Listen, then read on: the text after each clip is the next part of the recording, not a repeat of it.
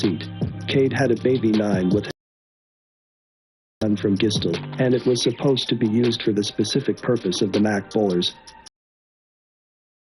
And Bettis passed it to Cade. Rosario recalled that Johnson had addressed Cade prior to the shooting, and that the designations were picked up for one. Trial indicated that David Cherry, aka Showtime, a leader of the BHB, had directed Morton to shoot Cade because Cade had disrespected Cherry and called his leadership into question. Despite the shooting which Cade survived, he wanted to remain, and did remain, a member of the BHB. Cade was kicked out of the gang like a few months. He was brought back into the set. Adams drove up the block towards Bronxwood and saw Biggs and Dummy standing on the opposite side of the street next to a house. Because there was a lot of people outside, Adams passed the location and circled back to his house, where Johnson and the other gang members had remained. Adams reported that there was a bunch of people standing outside, but Johnson directed him to air it out. Johnson and the others then drove away. Adams went back around the block and observed Dummy and Biggs standing on 213th Street and Barnes Avenue. Dummy started walking towards the car with his hands, making a "what's up" gesture. Cade then shot like 2 times at Dummy.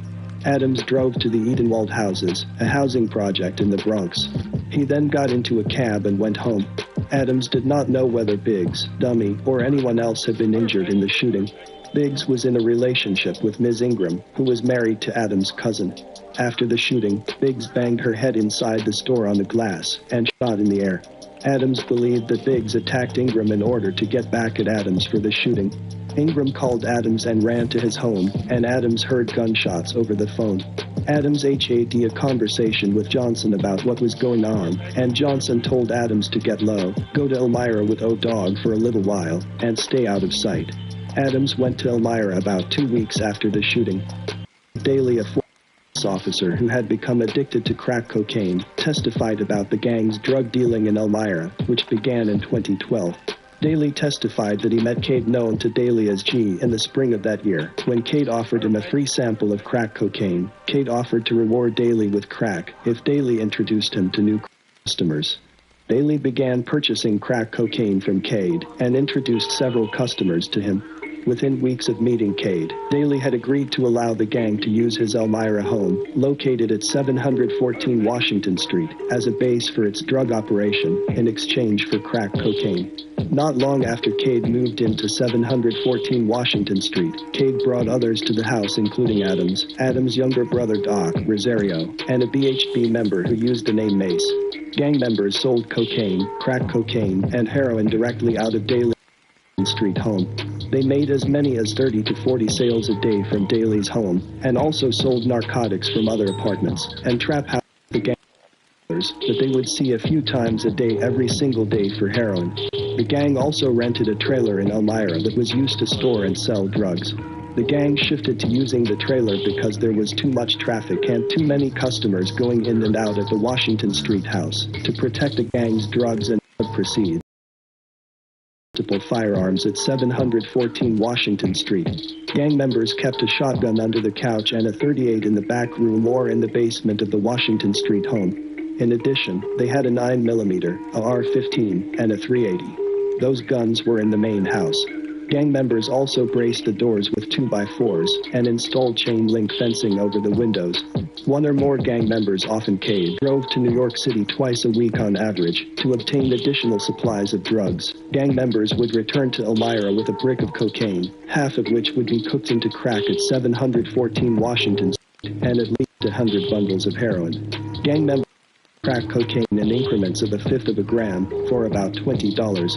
Powder cocaine was sold in 3.5-gram increments for between $180 and $210, and high-grade marijuana was sold for $10 per half gram. Heroin was sold for $20 per dime bag, or $150 for a bundle that consisted of 10 dime bags. Defendant Brandon Green, a.k.a. Light, and a BHB member who used the name Wheezy, supplied the drugs that the gang sold in Elmira. Wheezy was from the Lincoln Housing Project in Harlem. He had the coke, and the heroin was coming from Light. Light supplied the drugs where he lived, in the Honeywell Housing Project in the Bronx. Can we create a beauty that supports women in science? In 2021, 69.5% of scientists in our research and innovation teams are women.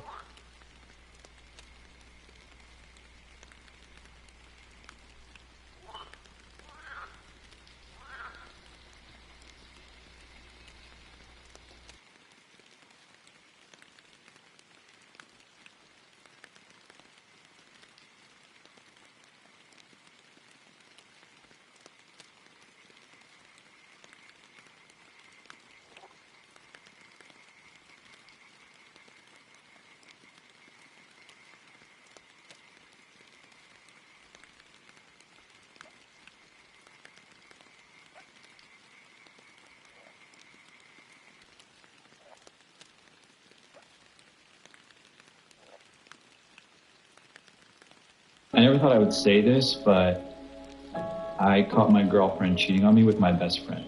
I thought it was...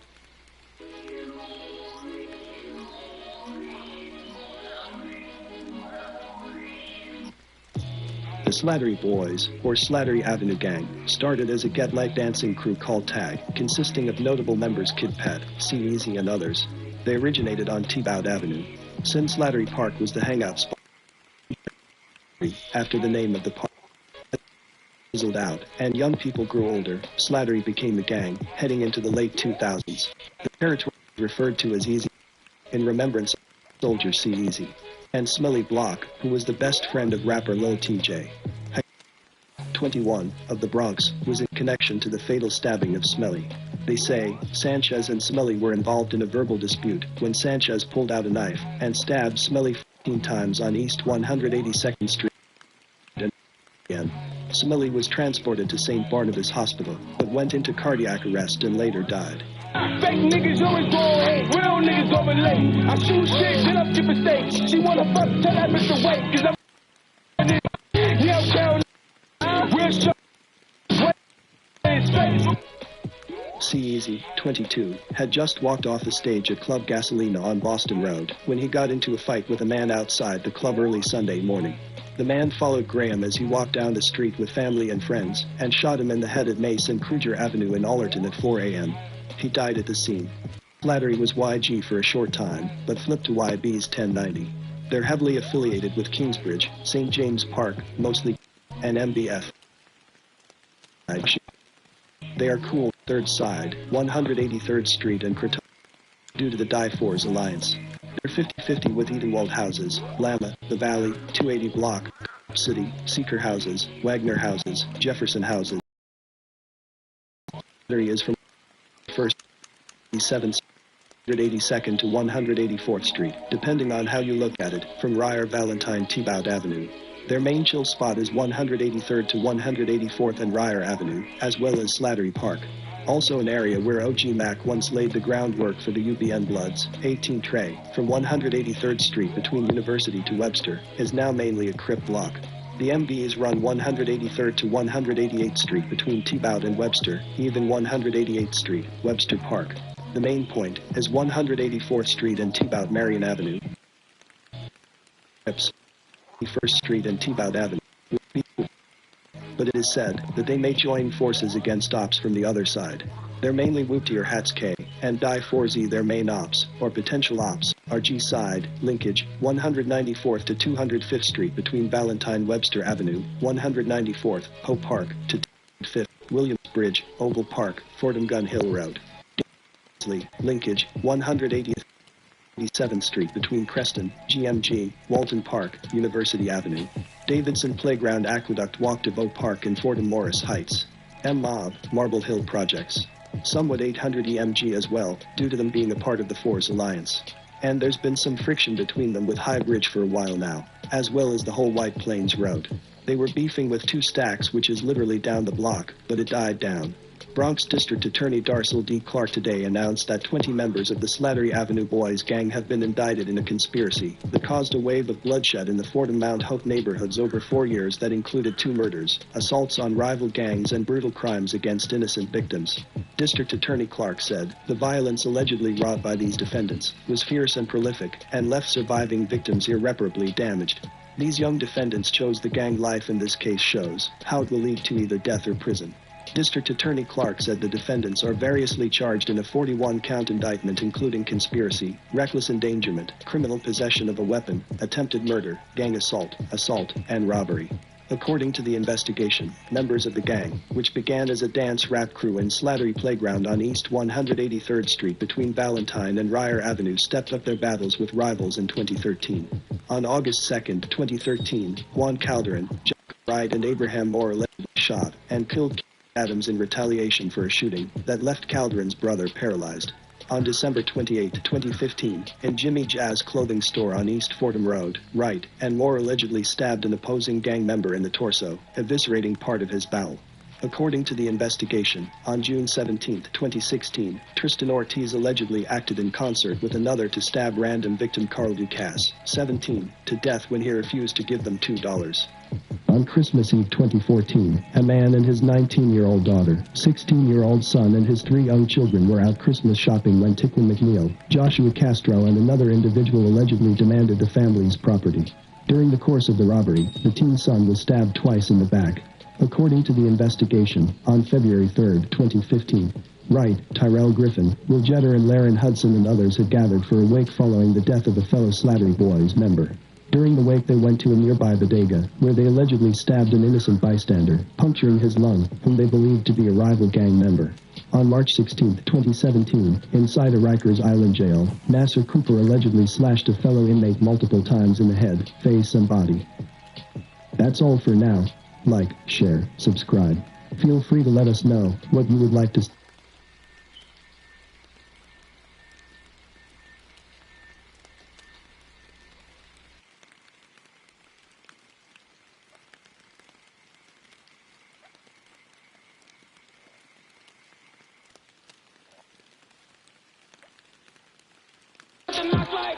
Already struck like, look, yellow tape on they back like, look, we got to still hard like, I'm the one take his life like, look, all he does is this fight like, look, ain't the fuck up his off like, look, cause the Glock it ain't my fight. The Bronx 280 gang were indicted for murder conspiracy in a violent turf war in a series of prosecutions targeting the Mandela rival gangs, WTG, Walltown Gangsters, Dub City, and 6 Wild.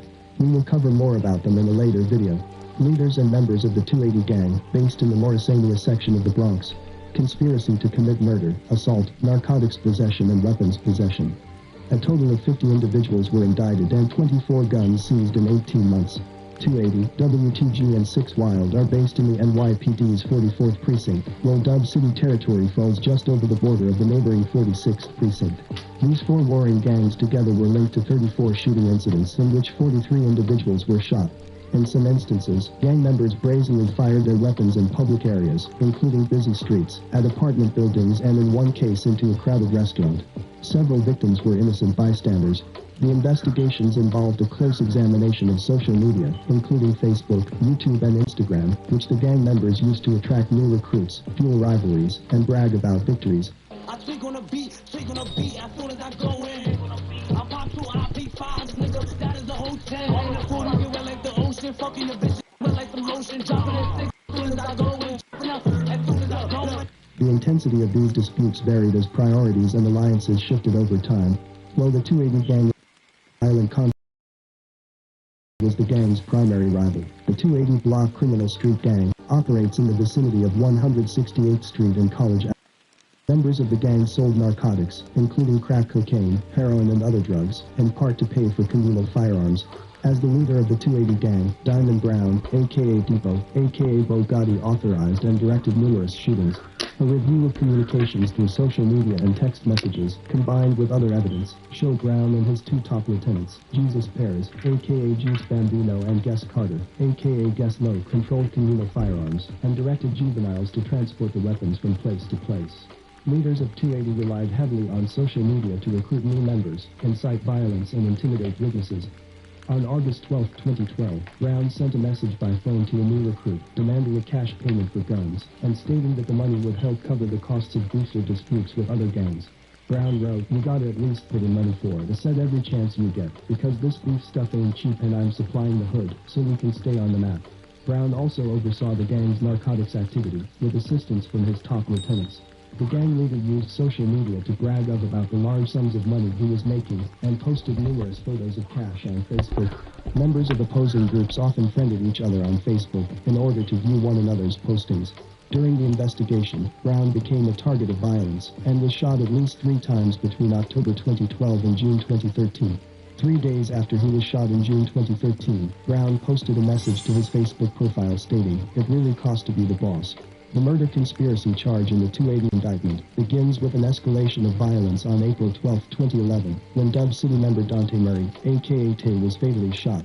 The Burnside incident occurred around 6 p.m. when 17-year-old Shamal Cole shot 16-year-old Dante Tay Murray in the head, killing him. A 22-year-old man was also shot in the hand during the incident.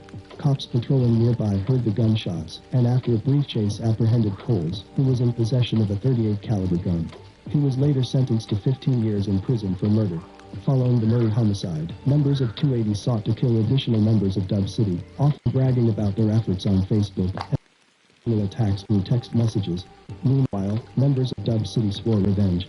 Numerous retaliatory shootings went back and forth between 280 and Dub City, including a shooting on August 2, 2011, targeting the brother of the 280 member who killed Murray. The gangs were still warring the following summer when 280 members were targeted in serious shootings. Defendant Jacqueline Murray, also known as MTV John, a member of 280, was shot in the back on June 11, 2012. Extensive Facebook comments threatening retaliation followed this shooting. Another defendant, 280 member Anton Pye, also known as Max Payne, was shot in the face on July 1, 2012. The following month, Pye sent a text message to a Dub City member who he believed was involved, stating, "80 high, or duck low, I'm not dead." According to cops, the bulk of the violence took place in the area from East 167th Street to East 170th Street between Morris and Clay Avenues, from December 2014 to May 2018. No place was off limits during this violent wave of retaliation in the borough's Concourse neighborhood, where gunfire rang out regularly in the unlikeliest of places. Some of the gunfire happened around a junior high school, even in the playground of the school, said Bronx District Attorney Darcel Clark. One shooting occurred on a Sunday morning, when a family with young children ran down the block and crouched against a building in terror. The shootings have to stop. The cooperation has to start. We will continue to work with our NYPD partners and the community to stem the violence in the 44th Precinct and anywhere in the Bronx, where gang members think they hold sway. Much of the violence was directed toward Blood's gang members, after one member allegedly murdered Christopher Duran, also known as Joppy, a 14-year-old suspected member of the Crips, who flashed gang signs and pictures, and posted a photo of a Smith & Wesson on his Facebook page, and had a rap sheet even a veteran street gangster could be proud of. And now he's been murdered at age 14. Joppy was stalked and gunned down on a sidewalk near his Bronx home Friday morning. He was a gangbanger, one law enforcement source said of Joppy, a child known in his Morrisania neighborhood, as already well on the road to doom when he was shot dead. He terrorized the neighborhood, said a woman who passed by the grim crime scene. Christopher is no good, another neighbor said. I saw him fighting last summer in the street, the man said. We told him to quit fighting, but he would not listen. The person he was fighting wanted to quit, but Joppy wouldn't quit. He was a good kid. He was a 14-year-old kid, a normal kid. He likes to hang out with his friends. And he comes out, he's going to school, and he gets shot and killed. For no apparent reason. Who does that? Christopher had been to school with his little brother just a few paces from his Sheridan Avenue doorstep. His killer had been lying in wait with a lookout posted down the block, pulled a gun. As the little brother watched, the gunman pumped a single bullet into Christopher's neck, sources said. The gunman then stood over the youth's prone body and blasted away some more, striking the boy multiple times in the torso before he and the lookout both fled. Christopher was pronounced dead where he lay, in a pool of blood amid 8 shell casings from a .45 caliber pistol, according to sources. Joppy's older brother was said to be an active member in 280 at the time. When I heard the shots, there were 4 or 5, really fast. Bang, bang, bang, bang, she said. I heard voices yelling, call the cops, call the cops. When I came out, he was on the sidewalk and people were all around him. Must have been 20 people. He wasn't moving. The family disagrees that he was in a gang. 6 wild 28-year-old Travis Block and 16-year-old Jeremiah Thomas were arrested for the shooting. The 6 wild gang claims the area around East 165th Street and College Avenue, while Joppy's gang, the 280, claims the East 167th Street and Teller Avenue area. The conspiracy continued after another Crip member, Joshua Simpson, was fatally stabbed on June 28, 2018.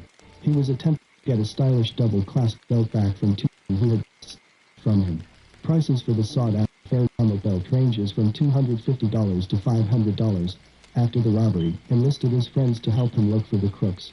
They found one of them on Morris Avenue and 168th Street. They came back and saw one of the males who took it inside the grocery store. They went to get the belt back. There was a fight inside.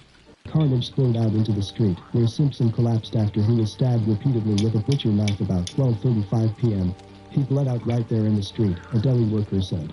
We took off our shirts and tried to stop the bleeding. We tried to give him water, but he was just gushing blood. Medics rushed Simpson to Lincoln Medical Center, but doctors were unable to save him. The violence included 2 non-fatal shootings, 7 incidents of shots fired and 1 stabbing. Several shootings occurred near Junior High School 22 on Morris Avenue and E167th Street. On Sunday morning, May 27, 2018, someone opened fire on a Bloods member at East 167th Street and Teller Avenue. Surveillance video of the area shows a family including a woman pushing a baby in a stroller running for their lives. For the residents, the businesses, the owners and the students, from Morris Avenue between 167th and 170th Street, they have endured far too much violence and disruption at the hands of this gang. That stops today. At one point in the summer of 2017, it is alleged that defendant Ashley Ramirez, 26, told members of the gang that if Wild Cowboys, the gang, which began as a car theft ring, earned up to $20 million a year, and allegedly killed 30 to 40 people mostly in drug-related shootings. Trade in the Bronx, Manhattan, and Brooklyn for nearly a decade, protecting its turf through intimidation and violence. You have no values, no morality. You have no respect for the law, Manhattan State Supreme Court Justice Leslie Snyder told the defendants, prior to handing down the sentences. If someone got in your way, kill them. You had only one law: kill, steal, sell drugs, make money, and to hell with everybody else, the judge added. Well, I intend to make the rest of your lives very simple. She began imposing the maximum sentences. An entire neighborhood was brought to their knees, because of your reign of terror, because of the poison you sold to these children. Let these sentences be a message to every vicious drug gang. You will be removed from society forever. A Manhattan State Supreme Court jury convicted the defendants in May following an 8-month trial and 14 days of deliberations. During the trial, the prosecution called 76 witnesses, who testified the defendants killed at least 13 people and injured 25 others in running their drug business. Those slain or hurt included rival gang members, members of their own gang, witnesses and innocent bystanders. Lenny Sepulveda and his younger brother, Nelson, founded the gang in 1986. It had started out as a group of classmates at George Washington High School, where a gym teacher once called them a bunch of wild cowboys. They adopted the name. They graduated from stealing cars across the George Washington shopping malls in Bergen County to dealing in drugs in their neighborhood. They started with marijuana, but after crack appeared on the streets in the mid-1980s, they trafficked in that and soon, like other gangs flourishing at the time, were arming themselves with automatic weapons to protect their turf. Their signature consisted of a red and orange plastic stopper on the crack. They sold them for $5 each under the street names, Red Top Crack and Orange Top Crack. Baseballs was what the Wild Cowboys gang called their first batch of potent crack to hit the street in large numbers. Although crack spread to all of the boroughs, and nationwide, Baseballs was a name used solely by the infamous Cowboys to solidify their reign as crack kings of the 80s and early 90s. There is speculation as to where the first spots was established. Some say in the Bronx, with St. Anne's Park. Some say on the corner of 170 in Washington Heights. But it is clear, officials said that Mr. Sepulveda and his brother Lenny lived in an apartment at 640 West 171st Street, near Broadway, and ran the operation from another apartment at the corner of 171st Street and Audubon Avenue. However, both were prominent spots. In one turf war, the gang shot a rival crack dealer, and 4 bystanders dead in an alley near the Cowboys' main sales spot. Police found 67 spent shells. One victim was shot 14 times. Gang leader Lenny Sepulveda told State Supreme Court Justice Leslie Crocker Snyder that he wanted to test a new easy submachine gun. So early one morning in May 1991, he used David Cargo, 20, of Terrytown, for target practice. He says Cargo had cut him off on a highway. On September 3, 1989, 8 reputed members of the gang surround 4 members of the rival organization at 141st Street and Beekman Avenue and open fire, killing 2. May 12, 1991. Oscar Alvarez, described by police as a gang member, is tortured on the roof of 592 East 141st Street in the Bronx by fellow gang members over the alleged theft of drug money. Alvarez's eyes gouged by a nail before he was killed. November 7, 1991. Reputed gang member Eddie Maldonado was stabbed dozens of times in a dispute with 3 other cowboys.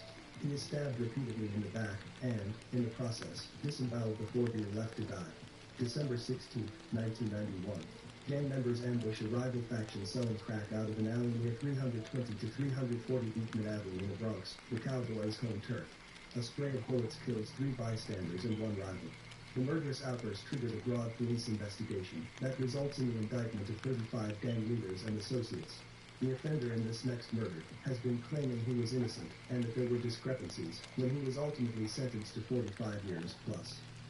He said that he did not order this particular hit and was only working with the gang for a couple of months before they were brought to justice.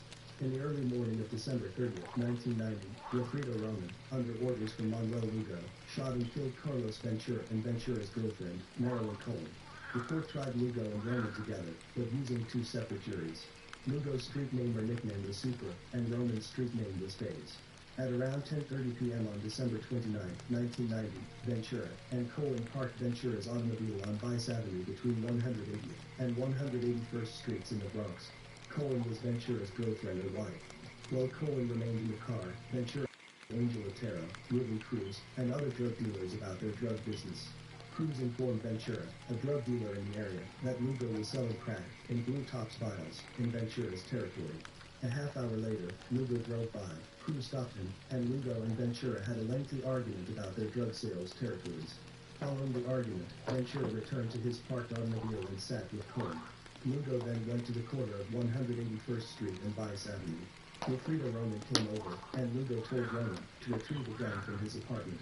About 15 minutes later, at around 1 a.m., Roman returned with something bulky underneath his jacket, and Lugo told him, "Go do what you have to do, go do your job. But be careful of his wife because she's pregnant." Roman walked down the block, stopped behind Ventura's car, and opened fire towards Ventura. Roman fired 6 or 7 shots from the Uzi through the car's rear window, killing Ventura. Roman was going to leave, but since he heard Cohen screaming, he moved to the rear on the passenger side where Cohen was sitting, and fired 1 shot at close range into her head. Roman left, going towards the same building from which he had gotten the gun. The police said she was not expected to live. Just after 2 a.m., doctors at Jacoby Medical Center performed a cesarean section and delivered a baby girl who was listed in good condition. A short time later, Lugo asked Otero if Carlos was dead already. When Otero responded that Ventura was dead, Lugo left the scene. Approximately 3 days later, Lugo and Roman went to Otero's apartment, carrying an Uzi. Lugo told Otero that it was the gun used to fix that smart guy. Lugo and Roman asked Otero,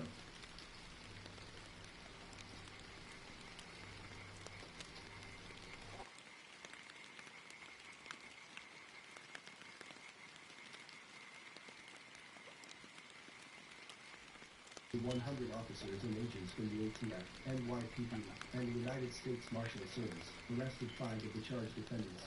2 of the charged defendants were already in federal custody on separate charges. In connection with these arrests, federal and local law enforcement officers recovered, among other items, a loaded .45 caliber firearm, crack cocaine, $18,000 in cash, and marijuana. According to the indictment unsealed in Manhattan Federal Court, 8 individuals were charged for their participation in a racketeering enterprise based in and around Melrose houses and the Kirtland Avenue area of the Bronx. The Kirtland Avenue crew defended its narcotics distribution territory with violence and threats of violence. They preserved and protected its own power and that of its members and associates through murder, attempted murder, and other acts of violence. The intended victims of these acts included rival narcotics traffickers, rival gang members, or ops, and individuals suspected of cooperating with them. Bronx District Attorney announced that 12 members of the said O gang were variously charged in a 71-count indictment. This conspiracy includes 4 shootings, 3 robberies, and check scamming. The defendants, who range in age from 17 to 23 years old, allegedly belonged to an offshoot of the Bloods, and called themselves Sevo, because most of them reside near East 170th Street and Clay Avenue in the Claremont section of the Bronx. District Attorney Clark said, these young men engaged in street violence, as well as electronic thievery, and brazenly posed with wads of cash, and bragged about their exploits on social media. Officers of the 44th Precinct were instrumental in making this case. According to the investigation, members of the group allegedly engaged in 4 shootings at rival crews. Washside Crew is one of them, whom we will get into later in the video. On November 22nd, 2015, in the vicinity of 1398 Clay Avenue, it is alleged that defendant Joel Bomber, Jay Guns, and DeAndre Harris, Stacks, were acting together, and Harris shot towards members of the rival gang, hitting a man in the head. On November 28, 2015, during a conversation with a person on Facebook, Harris posted a screenshot of a news article referring to a recent shooting in which a man was grazed in the head, then stated to the person, "We're going to jail. I hit something in the head." In one of the robberies, charged as an overt act in the indictment, on July 13, 2014, in the vicinity of Fordham Road and Webster Avenue, defendants Emmanuel Brunson, Case, 23, and Latif Evans, Wallah, 20, and others allegedly surrounded a young boy on a bus, robbed him of his cell phone and ID, displayed a blade, and told the victim that if he snitched they knew where he lived, and would kill him. Nearly 40 members of the Washside gang were toppled by cops mining social media posts that boasted about guns and violence. It's not worth being a gang member if you can't in some way brag about your exploits. With more and more criminals posting to Facebook, Instagram, and Twitter, investigations into social media activity have become as valuable as evidence gathered on the streets. The Washside gang, an offshoot of the Bloods who claim control over 4 blocks in Claremont Village in the Bronx bordered by Washington, and 3rd Avenue and 168th and 170th Street, is a textbook example of a social media gang takedown. Between 2010 and 2015, the crew's criminal exploits were laid out in Facebook posts, including their plans to kill members of the Sevo gang, longtime rivals who operate on the other side of 170th Street, according to court documents obtained by the News. Lefty want to mob Sevo tomorrow, one gang member wrote to leader Malcolm Bland on January 21, 2013, informing him that a plan was in motion to hit the rival crew. Niggas got to be low, Bland wrote back, informing the underling to hide out somewhere once the deed was done. Well, he said he needs some stripes, the gang member responded, explaining that the hit was being planned so Lefty could move up in the gang's ranks. Shortly after the conversation, members of the Sevo gang were attacked and hospitalized, officials said. Several Washside members later posted to social media pictures of themselves with guns and wads of cash. Still others, like John Bloom, alluded to criminal activity and topped it off with images. In a Facebook post July 15, he put up a picture of a smiley face with tears of joy. When you chase Sevo back to their block, he wrote after the emoji. Bloom also allegedly posted videos of himself inducting young neighbors into the gang. These inductions usually consisted of him beating them into submission, court papers show. On April 3rd, after robbing a man for his jewelry the Tuesday prior, Bloom received a brutal beating at the hands of a mob, and possibly even shot himself by accident, said NYPD cops. The available footage definitely qualifies as wild. Bloom and an accomplice held up a 32-year-old man in the Bronx on Tuesday night at about 8:20 p.m., according to police in a New York Post report. They allegedly wanted his jewelry. Surveillance video shows a man in white, allegedly Bloom, holding a man in a black shirt up to the hood of a vehicle. The accomplice stands by in a red shirt, holding his arm out. Bloom and the man in black begin to fight, and according to police, the victim ended up getting shot in the leg and grazed in the eyebrow.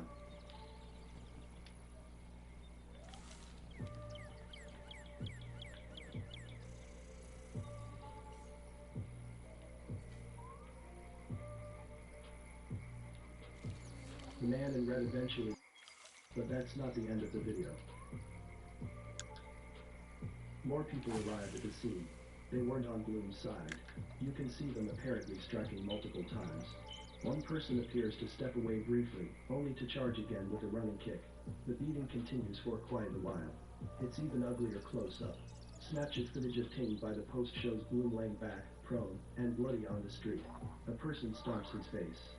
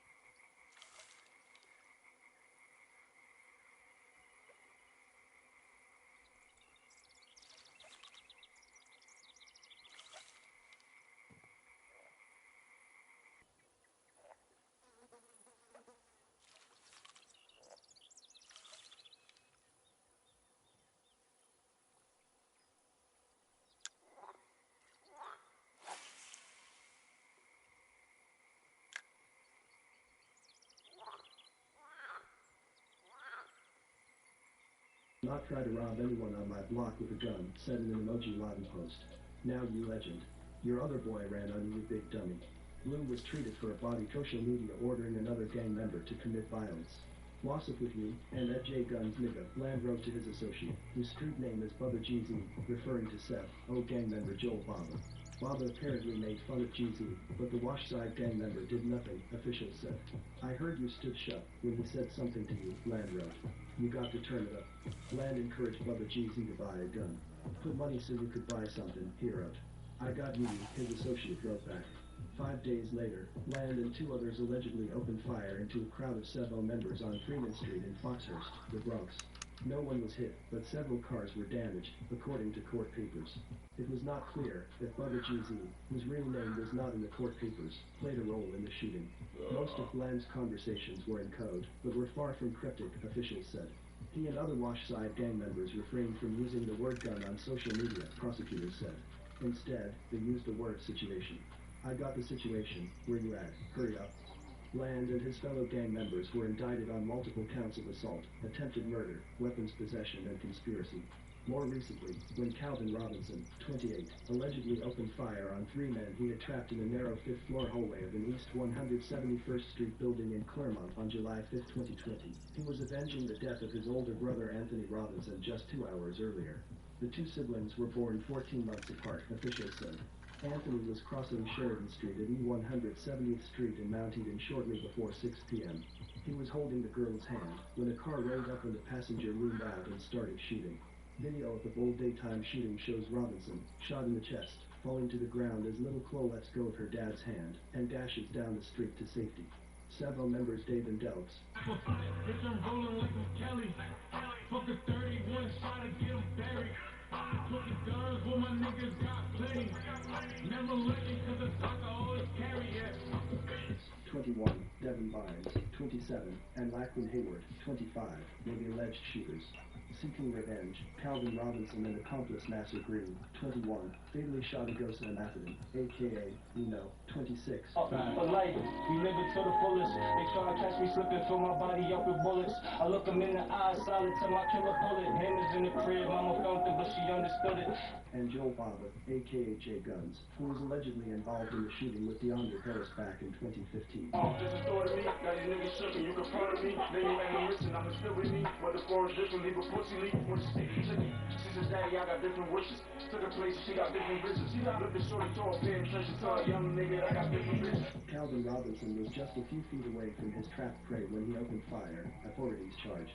Green fired from the top of a nearby staircase, according to prosecutors. Baba was hit multiple times in the chest, arm and leg, officials said. Amathadan was repeatedly shot in the neck, head and arm. Both died in an area hospital.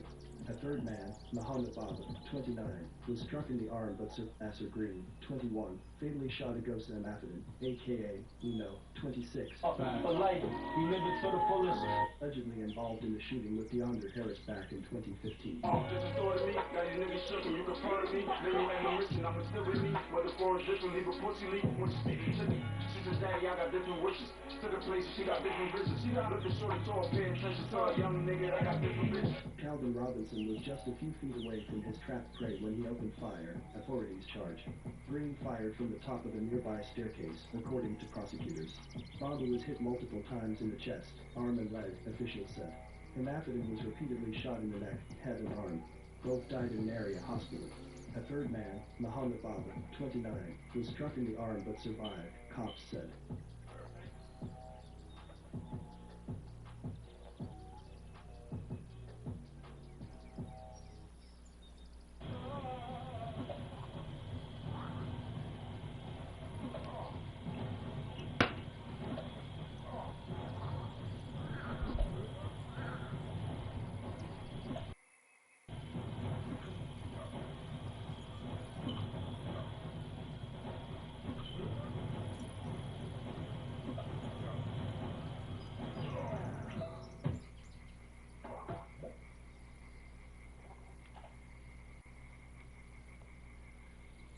Queens District Attorney Melinda Katz, joined by NYPD Chief of Detectives James Essig of the New York City Police Department, announced today that 28 individuals have been indicted by a Queens County grand jury. The defendants, alleged members of warring gang factions within the Queensbridge and Ravenswood public housing developments, are variously charged with murder, attempted assault, criminal possession of a weapon and other crimes. They are all charged with conspiracy to commit murder and possession of illegal firearms. District Attorney Kat said, gang warfare will not become the norm in Queens County. As alleged, these defendants have been drivers of gun violence, sometimes in broad daylight, and often with innocent bystanders nearby, in Long Island City and Astoria over the past few years.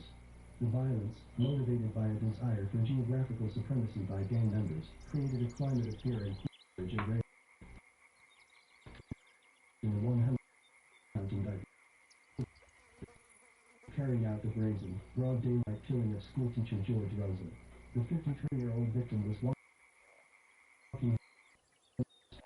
by gang houses and missed a Queensbridge flow from a fatal gunshot wound. 7 other public houses are recovered from the injuries. According to the indictment, the defendants are allegedly members or associates of one of 3 large rival groups gangs around Long Island City and Astoria. Jet Blue and Black and money from to money TM in Ravenswood, each of which has its own other groups gangs in the area. Members and associates of the 2 Queensbridge groups, Jet Blue and Mac Bowlers, are accused of regularly conspiring to commit and participate in their dominance within the housing development. In addition to the rivalry between JetBlue and Mac Bowler members, a separate feud between Queensbridge factions and Ravens